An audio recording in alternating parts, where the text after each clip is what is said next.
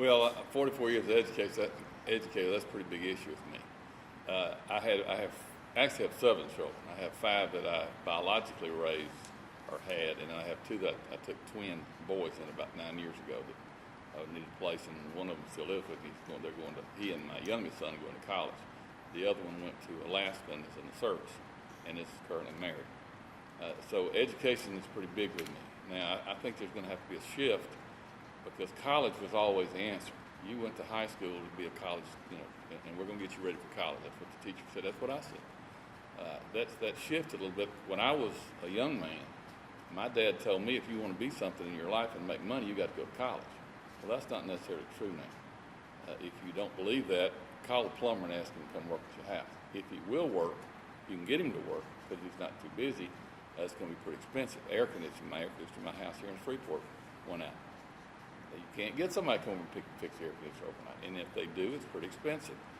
Those things, if you want to work, 30 years ago, labor was pretty easy and it was cheaper.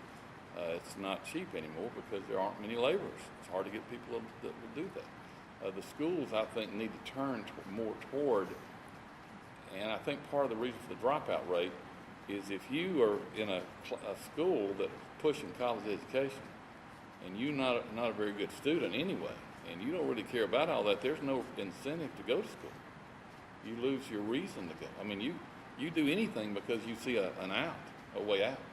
That's what we do all of it. You go to your work at your bank because you want to, you know there's something you want to do, the money or whatever, that you've got to take care of your family, and you have a way. I think, and my brother is a ag teacher at Logansport. They have a program in Soda Parish where they train students to do certain jobs when they get out of high school. For instance, he trains welders.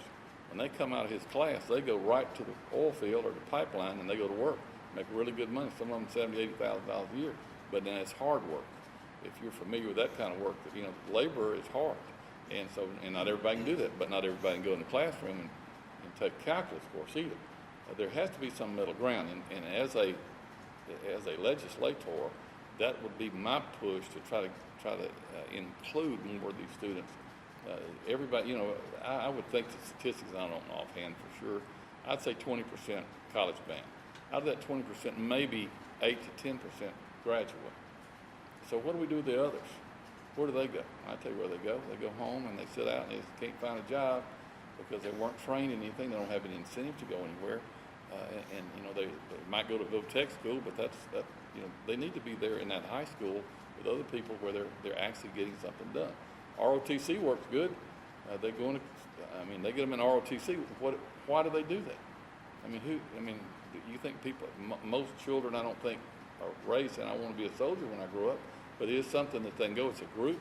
They learn things. They learn skills. And I think that's the way that education needs to go. We need to look more into that other than you need to go to college and be a doctor, or you need to be, because everybody can't be doctors. Everybody can't be an attorney or a banker or a school teacher. And there needs to be other ways. That's the way I see that, and that's what I'll do when I'm there.